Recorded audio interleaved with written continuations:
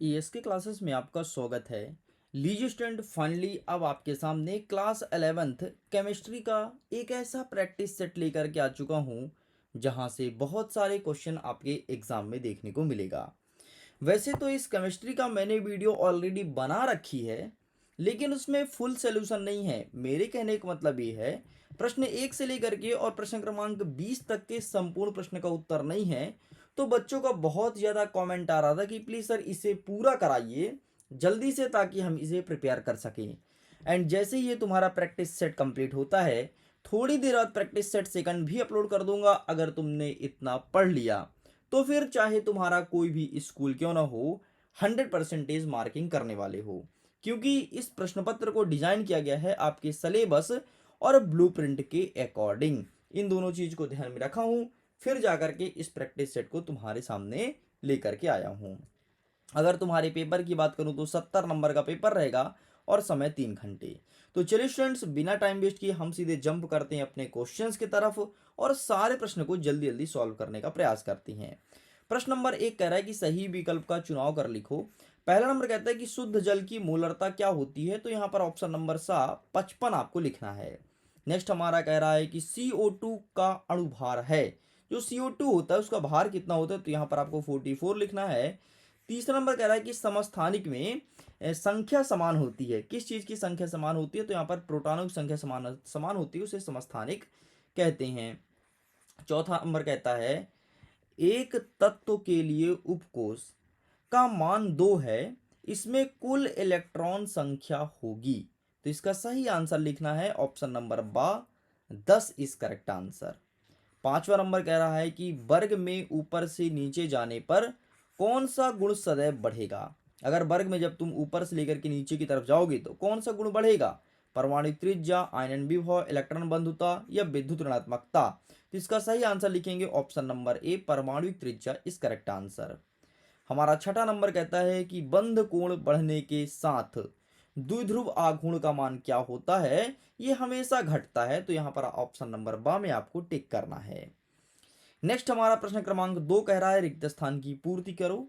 पहला नंबर कहता है कि विलयन की सांद्रता व्यक्त करने के लिए वह विधि जो तापमान परिवर्तन से प्रभावित होती है क्या कहते हैं, तो यहां पर आपको लिखना है मोलरता। क्या लिखेंगे, मोलरता इज करेक्ट आंसर। दूसरा नंबर कहता है कि यदि किसी परमाणु में n का मान 4 है तो कुल इलेक्ट्रॉन की संख्या कितनी होगी, तो यहां पर आपको 32 लिखना है।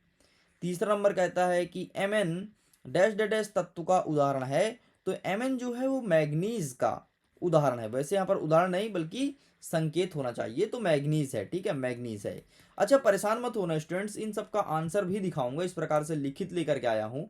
ठीक है, सबसे पहले हम समझते हैं, फिर हम आपको पीडीएफ दे देंगे, तो पीडीएफ भी डाउनलोड कर लेना, ताकि तुम्हें बाद में जब तुम्हारा एग्जाम जिस दिन हो ना, उस दिन तुम्हें इसे पढ़ने में आसानी होगी।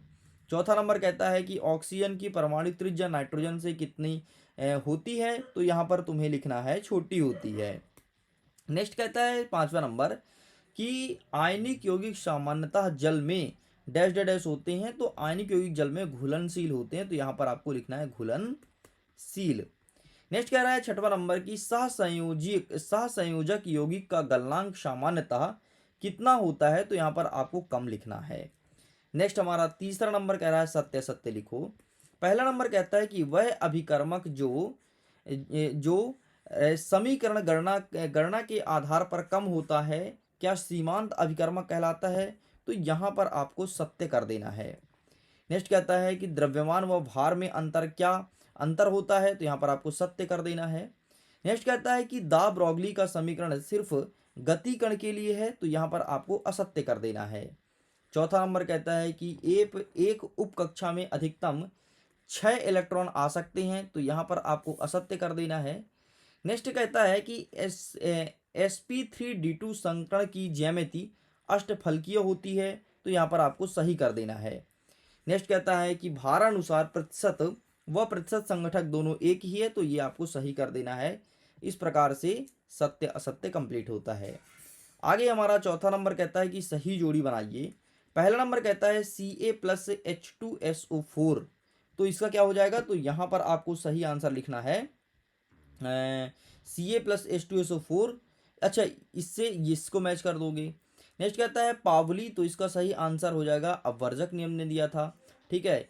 परमाणु भार पर आधारित आवर्त सारणी, तो यहाँ पर आपको लिखना है मेंडलीव की आवर्त सारणी। नेक्स्ट कहता है न्यूलैंड, तो न्यूलैंड ने क्या दिया था, अष्टक नियम, तो ये हो जाएगा।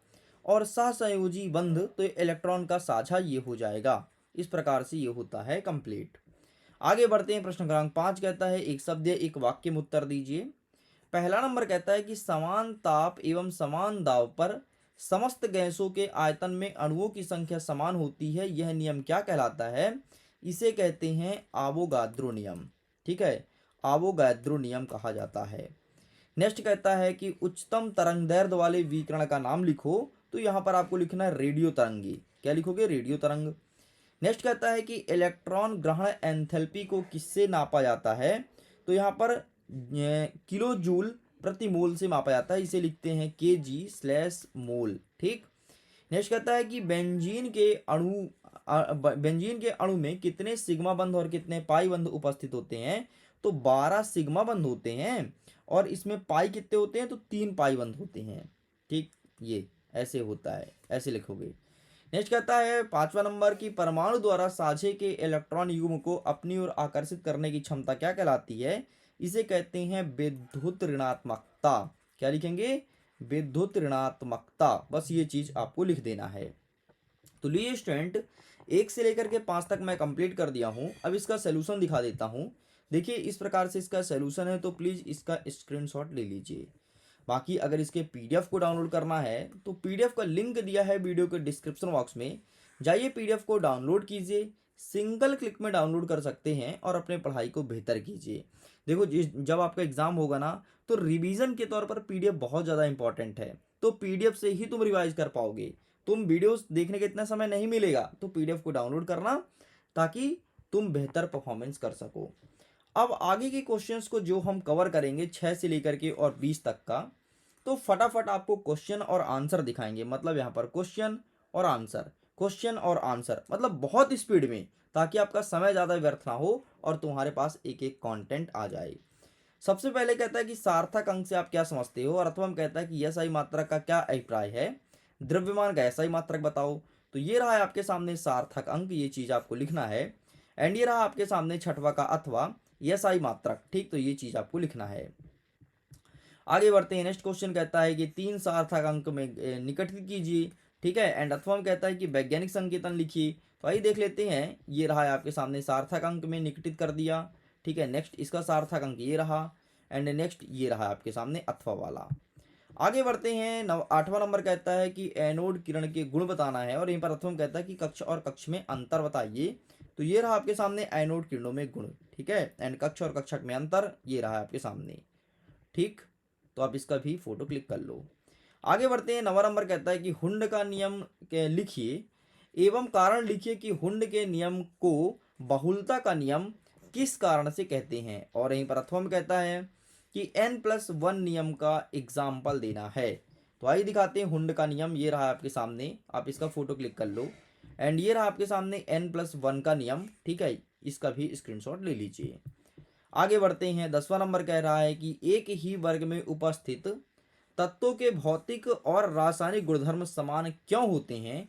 और अथवा कह रहा है कि आबंध प्रबलता को आबंध कोटि से जोड़ करके परिभाषित करना है। तो ये रहा है आपके सामने। ठीक है, आप इसका फोटो क्लिक कर लीजिए। एंड ये रहा है आपके सामने। नेक्स्ट आप इसका भी फोटो क्लिक कर लो। 11वां नंबर कह रहा है कि धन आयन अपने जनक परमाणु से छोटे क्यों होते हैं और ऋण आयनों की त्रिज्या उनके जनक परमाणु की त्रिज्या से अधिक होती है, इसकी व्याख्या करना है। अथवा में कह रहा है कि NH3 और NF3 में किस अणु में द्विध्रुव आघूर्ण अधिक होता है और क्यों। तो ये रहा है आपके सामने 11 नंबर का उत्तर, आप इसका फोटो क्लिक कर लो। और ये रहा 11 का अथवा, इसका भी फोटो क्लिक कर लीजिए। आगे बढ़ते हैं। 12 नंबर कहता है कि इलेक्ट्रॉन लब्धि एंथैल्पी और इलेक्ट्रॉन ऋणात्मकता का मूल अंतर क्या है। अथवा में कह रहा है कि किसी स्पीसीज में इलेक्ट्रॉन, प्रोटॉन और न्यूट्रॉन की संख्या क्रमशः 18, 16, 16 है। उपर्युक्त संकेत परमाणविक या आयनित अवस्था में है, ये चीज लिखना है। ये रहा है आपके सामने 12 का ऊपर वाला, और ये रहा 12 का अथवा। ठीक, एंड ये रहा इसके आगे का, ये भी लिखना है एंड इतने में आपको कंप्लीट करना है। 13 नंबर कह रहा है कि गुणित अनुपात का नियम उदाहरण देकर के समझाना है, और अथवा में कह रहा है कि निम्नलिखित के लिए मोलर द्रव्यमान की परिकल्पना कीजिए। तो आइए देखते हैं इसका आंसर। ये रहा है आपके सामने मोलर द्रव्यमान की परिकल्पना, ठीक है। अच्छा ऊपर वाला है, सॉरी। और ये रहा आपके सामने मोलर द्रव्यमान की परिकल्पना, ठीक, ये कंप्लीट होता है। आगे बढ़ते हैं। नेक्स्ट क्वेश्चन कहता है कि हाइड्रोजन के समस्थानिक का नाम एवं संरचना बनाते हुए इलेक्ट्रॉन, प्रोटॉन और न्यूट्रॉन की संख्या लिखनी है। अथवा में कह रहा है कि परमाणु संख्या पूर्णांक में होते हैं जबकि परमाणु द्रव्यमान पूर्णांक में नहीं होते, कारण बताना है। तो ये रहा है आपके सामने, ठीक है, हाइड्रोजन के समस्थानिक। तो आप इसका फोटो क्लिक कर लीजिए, protium, deuterium and tritium. And ये रहा अथवा वाला, तो आप इसका भी फोटो क्लिक कर लीजिए। चलिए आगे बढ़ते हैं। नेक्स्ट क्वेश्चन कहता है प्रश्न क्रमांक 15 कि आवर्त तालिका के आवर्त को बाएं से दाएं जमाने पर क्या परिवर्तन होता है? परमाणु त्रिज्या पर, आयनन ऊर्जा पर, इलेक्ट्रॉन बंधुता पर। अथवा में कह रहा है कि डी ब्लॉक के तत्व के समान लक्षण क्या हैं? तो ये रहा तुम्हारे सामने आवर्त सारणी में बाएं से दाएं जाने पर, ठीक है, परमाणु त्रिज्या बढ़ती है, आयनन ऊर्जा और इलेक्ट्रॉन बंधुता। एंड ये रहा इसका अथवा, तो आप इसका भी स्क्रीनशॉट ले सकते हैं। आगे बढ़ते हैं। 16 नंबर कहता है कि NaCl बिलियन AgNO3, ठीक है, ये 3 है, बिलियन के साथ सफ़ेद अपक्षेप देता है किंतु CCl नहीं देता है, क्यों? और अथवा में कह रहा है कि AgCl3 और FeCl3 किसमें सहसंयोजी गुण अधिक होता है और क्यों? ये चीज़ पूछा गया है। तो ये रहा है आपके सामने आंसर, आप इसका स्क्रीनशॉट ले लो। एंड ये रहा 16 का अथवा, आप इसका भी फोटो क्लिक कर लीजिए। आगे बढ़ते हैं। 17 नंबर कहता है कि डाल्टन का परमाणु सिद्धांत लिखते हुए सिद्धांत की 2 कमियां बतानी है। और अथवा में कहता है कि 100 ग्राम कॉपर सल्फेट में कितने कॉपर प्राप्त किए जा सकते हैं। ये रहा है आपके सामने डाल्टन का परमाणु सिद्धांत, ये चीज़ लिखना है, तो आप इसका फोटो क्लिक कर लो। और ये रहा इसकी कमियां, तो आप इसका भी फोटो क्लिक कर लीजिए, ठीक। चलो आगे बढ़ते हैं। नेक्स्ट क्वेश्चन कहता है कि क्वांटम संख्या से आप क्या समझते हैं? चारों क्वांटम संख्या को समझाइए। और अथवा में कह रहा है कि पाउली का अपवर्जक नियम के सिद्धांत और इसके महत्व को समझाना है। आइए दिखाते हैं क्वांटम संख्या। अच्छा इसके आगे का स्क्रीनशॉट ले लो। एंड ये रहा आपके सामने, ठीक है, 17 का अथवा, ठीक, 17 का अथवा जो 100 ग्राम वाला बचा था क्वेश्चन, ये रहा। एंड ये रहा आपके सामने क्वांटम संख्या, तो आप इसका फोटो क्लिक कर लीजिए, ठीक, ये तुम्हें लिखना है। एंड नेक्स्ट ये क्वांटम संख्या के 4 प्रकार, तो मुख्य क्वांटम संख्या, दिगंशी क्वांटम संख्या, आगे बढ़ते हैं तो चुंबकीय क्वांटम संख्या, और आगे बढ़ते हैं तो चक्रण क्वांटम संख्या, ये चीज़ आपको लिखना है। नेक्स्ट कह रहा है 18 का अथवा पाउली का वर्जक नियम, आप इसका भी फोटो क्लिक कर लो। 19 नंबर कहता है कि सोडियम आयन सोडियम से आकार में छोटा किंतु फ्लोराइड आयन फ्लोराइड से आकार में बड़ा होता है, क्यों? और यहीं पर अथवा में कह रहा है कि निम्नलिखित को समझाइए आयनन विभव और इलेक्ट्रॉन बंधुता को। तो आइए देखते हैं। ये रहा पाउली का अपवर्जक नियम, आप इसका फोटो क्लिक कर लो। एंड ये रहा तुम्हारे सामने 19 नंबर, ठीक है, 19 नंबर का क्वेश्चन अभी, हाँ, आपको मैंने दिखा दिया, तो ये रहा, ठीक है। एंड ये रहा आगे का, नेक्स्ट 19 का ही है। एंड ये रहा 19 का अथवा, देखो आयनन विभव और इलेक्ट्रॉन बंधुता, ये आपको लिखना है, तो आप इसका फोटो क्लिक कर लीजिए, ठीक है। चलिए यहाँ तक होता है कंप्लीट। आगे बढ़ते हैं। नेक्स्ट 20 नंबर कहता है कि आयनिक बंध क्या है और इसके बनने के लिए अनुकूल परिस्थितियां बताना है। और यहीं पर अथवा कह रहा है कि VSEPR सिद्धांत उदाहरण देकर के समझाइए। तो ये रहा आपके सामने आयनिक आबंध, ठीक है। एंड इस प्रकार से तुम्हें लिखना है आयनिक आबंध, इसका भी स्क्रीनशॉट ले लो। और ये रहा तुम्हारे पास VSEPR सिद्धांत, तो आप इसका भी फोटो क्लिक कर लीजिए। चलिए तो इस प्रकार से स्टूडेंट्स पूरा का पूरा होता है कंप्लीट, ठीक है। एक सेकंड थोड़ी और बचा है, तो आप इसका ही फोटो क्लिक कर लो। पूरा का पूरा मैंने प्रश्न उत्तर प्लस उत्तर मतलब पेपर और फुल सोल्यूशन कंप्लीट कर दिया हूँ। अगर ये वीडियो तुम्हारे लिए काफ़ी हेल्पफुल रहा हो तो प्लीज़ वीडियो को एक लाइक ज़रूर कीजिएगा, अपने दोस्तों को शेयर करना ताकि एग्जाम में हेल्प हो सके। एंड थोड़ी देर बाद हम सेट नंबर 2 लेकर के आएंगे। अगर आपको जल्दी देखना है सेट नंबर 2 तो कमेंट जरूर कीजिएगा, कमेंट के बाद ही मैं सेट नंबर 2 अपलोड करूंगा। ओके, मैं वीडियो एंड करता हूँ। Thanks for watching. खुश रहिए, पढ़ते रहिए, मुस्कुराते रहिए। Bye bye.